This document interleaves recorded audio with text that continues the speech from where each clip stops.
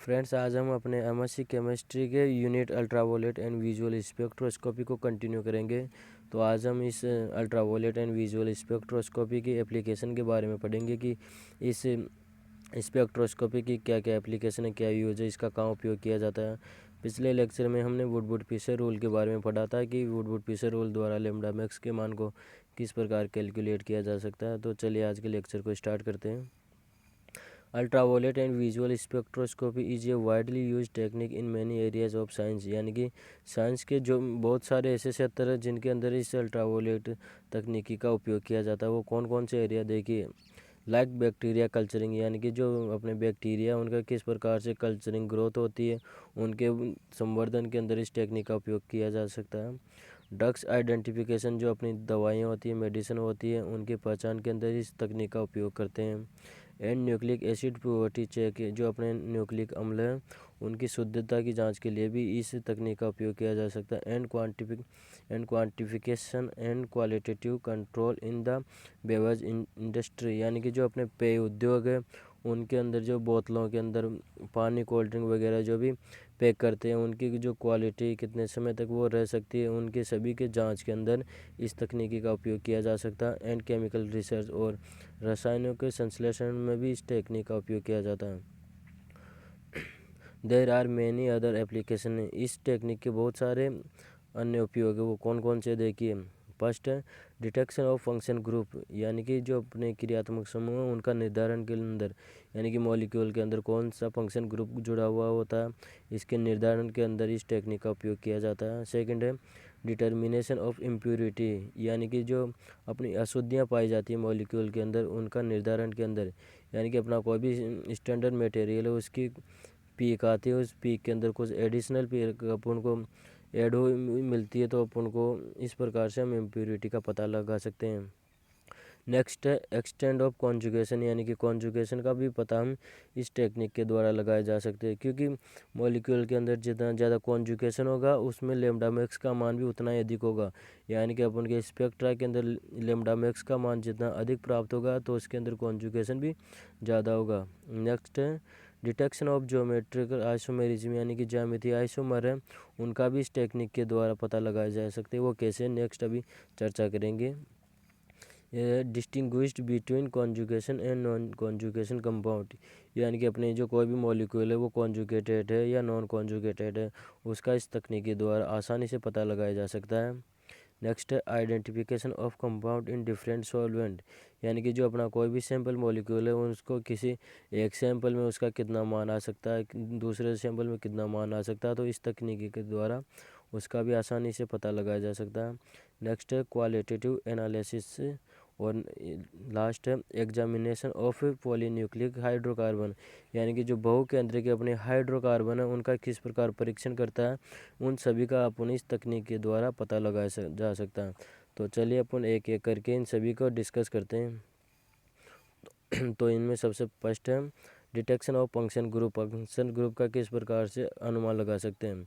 The technique is use for determination of chromophore, यानी कि अपना कोई भी मॉलिक्यूल है उनके अंदर क्रोमोफोर है, किसी मॉलिक्यूल के अंदर क्रोमोफोर समूह, इसका पता लगाने के लिए इस तकनीक का उपयोग किया जा सकता है। क्योंकि ये जो क्रोमोफोरिक ग्रुप है, मैंने पिछले लेक्चर में आपको इसका पूरा वीडियो शेयर कर दिया है। तो क्रोमोफोरिक वो समूह होते हैं जो अपने लैम्ब्डा मैक्स के मान को लॉन्गर, यानी कि रेड शिफ्ट की तरफ बढ़ा देते, यानी कि अपने जो लैम्ब्डा मैक्स का मान अधिक पाया जाता है तो अपन कंसिडर कर सकते हैं कि उस मॉलिक्यूल के अंदर क्रोमोफोर प्रेजेंट है।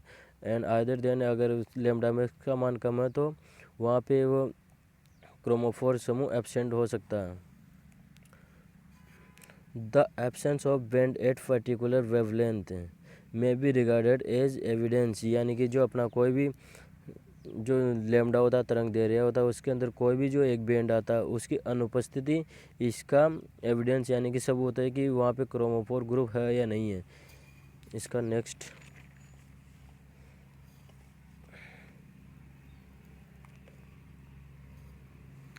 The absence a particular group of atom, यानी कि जो अपना कोई भी बैंड आता है उनके अंदर मॉलिक्यूल के अंदर जो स्पेक्ट्रा का कोई बैंड आता है उसके अंदर अगर एब्सेंस दिखाई देता है तो ये किसका सबूत है कि उस मॉलिक्यूल में कोई भी एटम या परमाणु एब्सेंट है। If the spectra is transparent above 200 mu, it shows that the absence of conjugation and carbonyl compound benzene और aromatic compound and bromine iodo, यानी कि ये दिखा रखा है कि अपना जो स्पेक्ट्रा है वो 200 mu से के ऊपर, यानी कि 200 इसको रफ में समझाता हूँ कि 200 तक तो ये स्पेक्ट्रा को अपन को कुछ पीक मिल रही है, लेकिन 200 एमयू के बाद ये स्पेक्ट्रा में कोई पीक नहीं मिलती है। ये एक स्ट्रेट लाइन यानी कि ट्रांसपेरेंट रूप में मिलता है। तो ये दर्शाता है कि वहाँ पे इन क्षेत्र के अंदर अवशोषित करने वाले ग्रुप है, इस तरंग दैर्ध्य को अवशोषित करने वाले ग्रुप एब्सेंट है। तो वो कौन कौन से ग्रुप हैं? तो वो है द एब्सेंट एक फर्स्ट है कॉन्जुगेशन, यानी कि जिनमें कॉन्जुगेशन नहीं है मॉलिक्यूल में। और सेकंड है कार्बोनिल कंपाउंड, बेंजीन और एरोमेटिक कंपाउंड, यानी कि ये सभी जहाँ पे अपना स्पेक्ट्रा 200 एमयू के ऊपर ट्रांसपेरेंट पाया जाता है, तो इन सभी कंपाउंड के एब्सेंट दिखाता है, क्योंकि ये सभी कंपाउंड अपने जो यूवी अल्ट्रावायलेट स्पेक्ट्रोस्कोपी की जो रेंज आती है लैम्डा की, उसको अवशोषण करते हैं। अगर इन जो अपना स्पेक्ट्रा 200 एमयू से ऊपर ट्रांसपेरेंट है तो वहाँ पे ये मॉलिक्यूल के अंदर ये ग्रुप एब्सेंट है। सेकंड है अपना डिटेक्शन ऑफ इम्प्योरिटी, यानी कि मॉलिक्यूल के अंदर इम्प्योरिटी अशुद्धियों का किस प्रकार से पहचान निर्धारण कर सकते हैं। UV absorption spectroscopy is one of the best method for detection या determination of impurity in organic compound, यानी कि अपने जो कोई भी कार्बनिक यौगिक है उनके अंदर इम्प्योरिटी के निर्धारण के लिए बेस्ट मेथड है। किस प्रकार बेस्ट है ये देखिए कि some additional can be observed due to impurity in the sample and it can be compare with the standard material, यानी कि जो अपना कोई भी स्टैंडर्ड मटेरियल है उसके जो स्पेक्ट्रा मिलता है उसको अपने जो स्पेक्ट्रा ऑब्जर्व किया उसके साथ देखने के पर पता चल जाता है कि यानी कि जो स्पेक्ट्रा सेम आता है तो उनमें कोई भी इम्प्योरिटी नहीं है, लेकिन स्पेक्ट्रा में कुछ एडिशनल पीक मिलती है। तो अपन को अनुमान लगा सकते हैं कि इस मॉलिक्यूल में कुछ ना कुछ अशुद्धियाँ, जैसे कि सम एडिशनल कैन ऑब्जर्व, यानी कि कुछ अन्य जो पीक है एडिशनल पीक है वो अपने स्पेक्ट्रा के अंदर अपन को दिखाई दे सकती है, जो कि इम्प्योरिटी की ओर इंगित करती है। Bye also measuring the absorbs at specific wavelength in impurity can be detected, यानी कि जो अपने लैम्डा है वो किस प्रकार से इम्प्योरिटी का डिटेक्शन कर सकते हैं, इसको एक डायग्राम के थ्रू समझते हैं।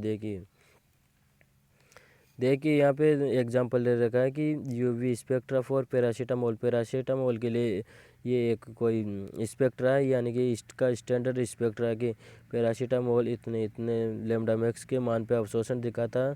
तो इसका स्टैंडर्ड जो स्पेक्ट्रा पाया जाता है वो कुछ इस प्रकार से पाया जाता है। लेकिन आप उनके जो पैरासीटामोल के अंदर कुछ ना कुछ अशुद्धियाँ पाई जाती है, तो ये स्पेक्ट्रा तो अपना स्टैंडर्ड है, इसके अंदर ये कुछ जो एडिशनल अपन को पीक मिल रही ना ये इम्प्योरिटी के कारण है। तो जो स्पेक्ट्रा के थ्रू अपन इस टेक्निक के थ्रू इम्प्योरिटी का पता लगाया जा सकता है, क्योंकि कुछ जो एडिशनल पीक आए अपन को इसमें स्पेक्ट्रा में पाई जाती है वो इम्प्योरिटी के द्वारा पाई जाती हैं। तो स्पेक्ट्रा ऑफ पैरासीटामोल टेबलेट जो अपनी इसके अंदर शायद जनरल फीवर वगैरह इनके अंदर जो टेबलेट लेते हैं उसके लिए स्पेक्ट्रा ड्रॉ किया हो गया है।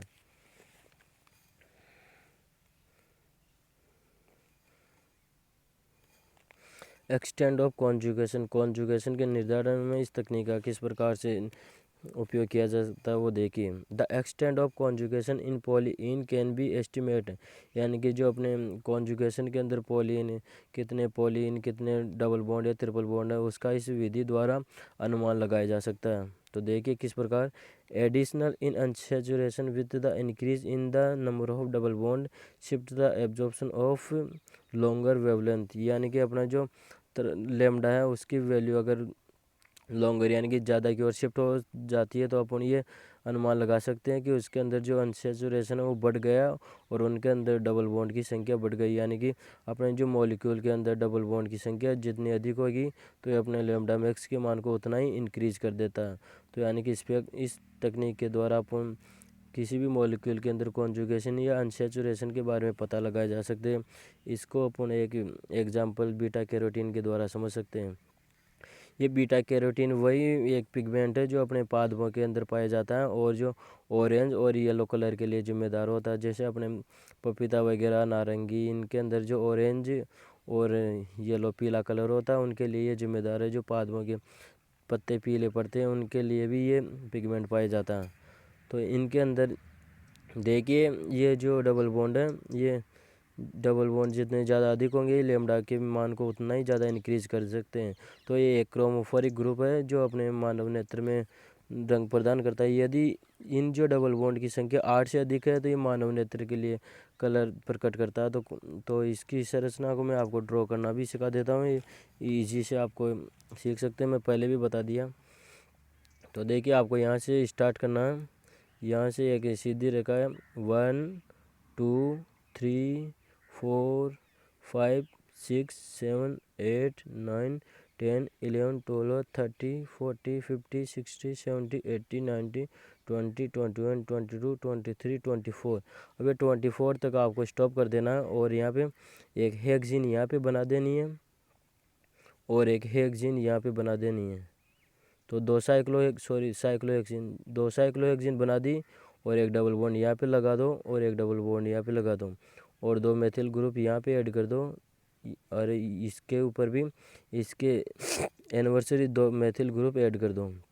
एक मेथिल ग्रुप यहाँ ऐड कीजिए और एक यहाँ पे ऐड कर दो और यहाँ पे अल्टरनेट क्रम में 9 डबल बॉन्ड 1 2 3 4 5 6 7 8 9, ये 9 अल्टरनेट क्रम में डबल बॉन्ड ऐड कर दिए गए। यानी कि इसके अंदर जो अपने बीटा कैरोटीन है टोटल 11 डबल बॉन्ड पाए जाते हैं। तो 9 तो ये और 2 ये मिला के टोटल 11 डबल बॉन्ड पाए जाते हैं, जिनके द्वारा ये अपने जो ह्यूमन अपनी आइज है इनके अंदर कलर प्रकट करते हैं। तो इनके अलावा इसको छोड़ के यहाँ पे एक मेथिल समूह ऐड कीजिए, एक यहाँ पे ऐड कीजिए, इसको गैप देखें। फिर इसी प्रकार यहाँ पे एक छोड़ के एक मेथिल समूह, फिर एक छोड़ के एक मेथिल समूह। तो ये अपनी एक बीटा कैरोटीन की स्ट्रक्चर बन गई जो अपने पादपों के अंदर पिगमेंट पाया जाता है, जिसके अंदर ये नारंगी कलर, येलो कलर के लिए जिम्मेदार है।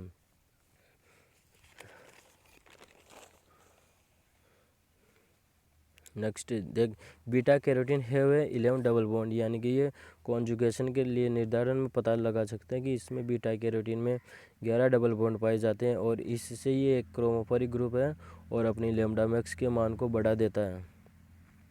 If found that the absorption ओकर इन विजुअल रीजन अबव 240, यानी कि 240 नैनोमीटर से अधिक पर अवशोषण होता है तो वह अपने विजुअल रीजन के अंदर आता है और वह कलर प्रकट करता है। तो if number of double bond 8 in the above poly in such appear colour in human eyes, यानी कि मैं अभी आपको समझाया था कि इनके अंदर कोई भी जो मॉलिक्यूल है उनके अंदर डबल बॉन्ड की संख्या 8 से अधिक है तो वो मानव नेत्र के अंदर कलर प्रकट करेंगे।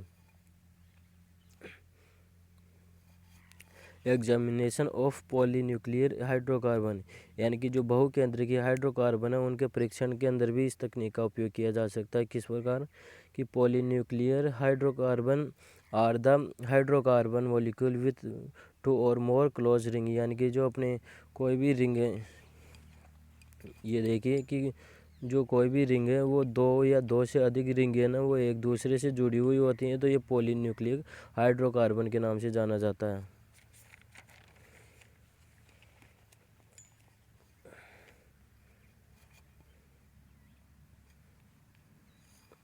Benzene and polynucleic hydrocarbon have character spectra in UV visual region, यानी कि जो अपना बेंजीन होता है और पॉलीन्यूक्लिक हाइड्रोकार्बन ये सभी अपने यूवी स्पेक्ट्रा के अंदर कुछ लक्षण दिखाते हैं।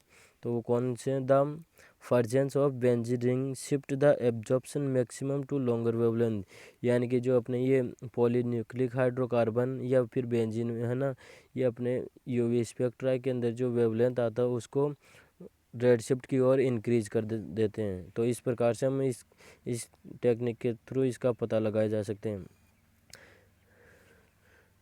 नेक्स्ट है distinguished in conjugation and non conjugation compound, यानी कि अपने कोई भी जो कंपाउंड यौगिक है वो कॉन्जुगेटेड है या नॉन कॉन्जुगेटेड है, वो इस टेक्निक के थ्रू आसानी से निर्धारित कर सकते हैं।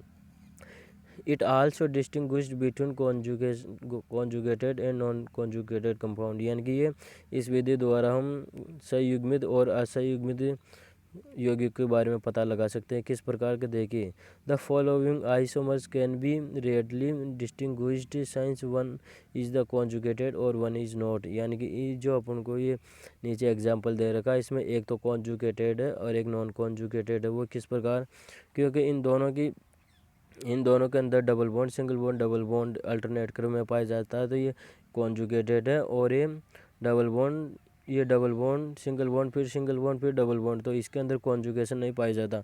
तो इसका किस प्रकार से अनुमान लगा सकते हैं, क्योंकि इस फर्स्ट वाली स्ट्रक्चर के अंदर कॉन्जुगेशन है, तो ये अगर इसका अवशोषण दिखाएंगे तो ये लेमडा मैक्स में अधिक तरंग दैर्घ्य के अंदर इसका अवशोषण दिखाएगा और एक कम तरंग दैर्घ्य के ऊपर भी अवशोषण दिखा सकता है। तो इस प्रकार से इन दोनों का अपन लेमडा से इस टेक्निक के द्वारा आसानी से पता लगाया जा सकता है, क्योंकि जो अपने स्पेक्ट्रा पाया जाता है वो कौन से तरंग दैर्घ्य के ऊपर पाया जाता है। यदि वो कम पे पाया जाता है तो ये नॉन कॉन्जुगेटेड है, और ये अपना स्पेक्ट्रा अधिक वेवलेंथ पे पाया जाता है तो वो कॉन्जुगेटेड है।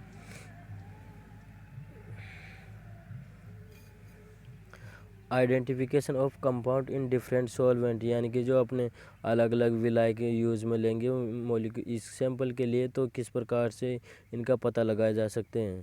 तो some there are structure of compound change with change in solvent, यानी कि जो अपना विलायक है वो चेंज करने के ऊपर अपनी कंपाउंड की स्ट्रक्चर भी चेंज हो जाती है, यानी कि वो कौन से इस पे तरंग दैर्घ्य पे अवशोषण दिखाते हैं। देखिए, इसको एग्जाम्पल के थ्रू समझते हैं। यदि एसीटोन को हेक्सेन के अंदर घोलते हैं तो ये 279 नैनोमीटर के ऊपर अवशोषण दिखाता है, और यदि एसीटोन को जल के अंदर घोलते हैं तो ये 264.5 नैनोमीटर के ऊपर अवशोषण दिखाता है। तो इस प्रकार अपन सॉल्वेंट चेंज कर के भी इसका अलग अलग वैल्यू पर दिखा सकते हैं। तो अपन को जो स्पेक्ट्रा, अगर सेम मॉलिक्यूल का स्पेक्ट्रा अलग अलग प्राप्त होता है तो अपन इसका अनुमान लगा सकते हैं कि ये कौन सी विलायक के अंदर घोला गया है। एंड इसकी लास्ट एप्लीकेशन है डिटेक्शन ऑफ ज्योमेट्रिकल आइसोमेरिज, यानी कि जो इसकी ज्यामिति आइसोमर है उसका किस प्रकार पता लगाया जा सकता है। यानी कि ये कोई भी एक मॉलिक्यूल है, ये सिस पोजीशन पे है, ये ट्रांस पोजीशन पे, तो इनका मॉलिक्यूल, इसका जो आणविक जो भार होता है वो भी समान है और इसका मॉलिक्यूल फॉर्मूला भी समान होता है, लेकिन इनकी जो स्ट्रक्चर होती है वो भिन्न होती है। ये इस पोजीशन पे, ये ट्रांस पोजीशन पे है। तो इनका पता किस प्रकार लगाया जा सकता है इस टेक्निक के द्वारा, क्योंकि जो अपने ट्रांस पोजीशन पे होता है इनके ऊपर इसका जो तरंग दैर्घ्य है वो रेड शिफ्ट की, और ये इसको शिफ्ट कर देता है लेमडा मैक्स को, और ये ब्लू शिफ्ट दिखाता है, यानी कि इसमें लेमडा का मान कम पाया जाता है और इसमें ट्रांस पोजीशन पे लेमडा का मान अधिक पाया जाता है। तो इस प्रकार से लेमडा की वैल्यू से हम इस ज्योमेट्रिकल आइसोमेरिज कंपाउंड का भी निर्धारित कर सकते हैं कि ये कौन सा सिस है, कौन सा ट्रांस है। तो आई होप आपको ये वीडियो समझ में आया होगा। तो आज की ये अपनी अल्ट्रावायलेट एंड विजुअल स्पेक्ट्रोस्कोपी की यूनिट यहीं समाप्त होती है। अब नेक्स्ट कल से अपन मोस्ट बार स्पेक्ट्रोस्कोपी को स्टार्ट करेंगे। तो अगर आपको वीडियो समझ में आया तो कृपया लाइक कीजिए और सब्सक्राइब कीजिए।